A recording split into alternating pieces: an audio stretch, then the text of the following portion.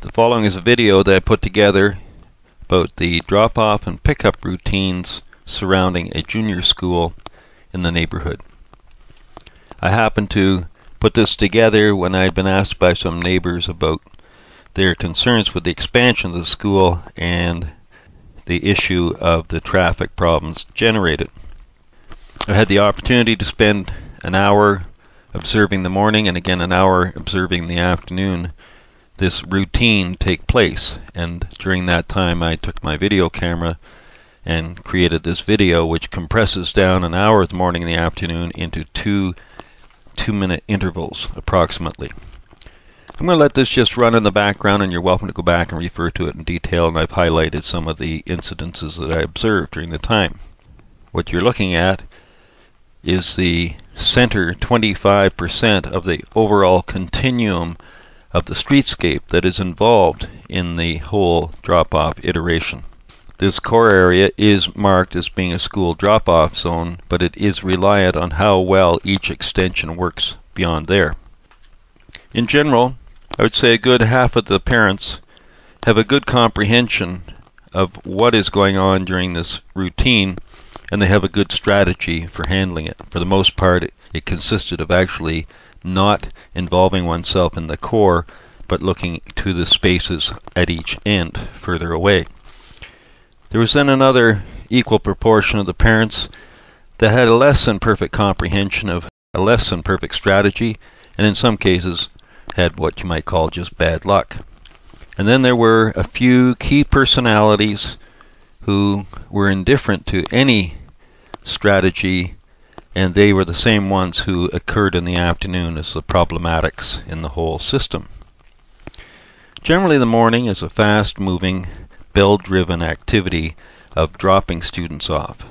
There are, though, a number of prolonged stops that take place where people have to move materials out of their car, or they wish to actually have a conversation with the staff of the school.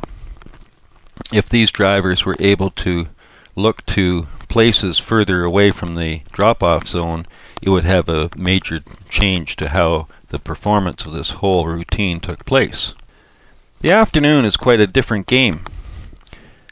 It takes place over a more prolonged period, and it is involved with the matter of dispersal of the whole of the student body.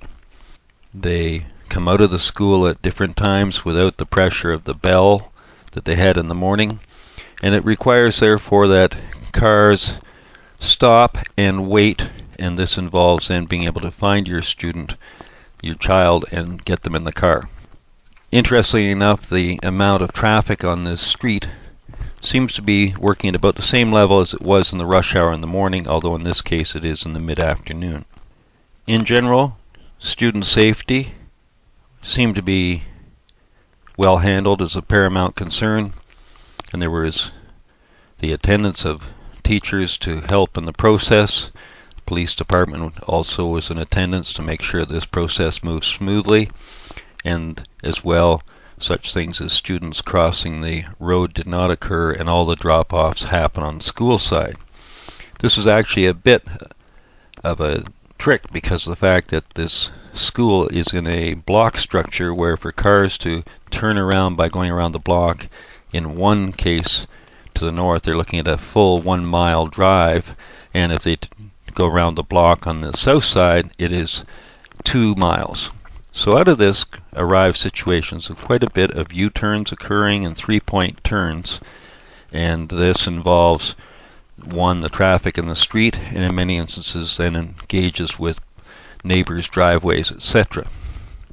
Another thing that turns up throughout the video are a number of incidences where two cars take off at the same time, and this is actually a problem that occurs because those drivers have a tendency to look forwards, look behind them, everything's clear, and they pull out, but by the time they pull out, the other car is pulled out as well.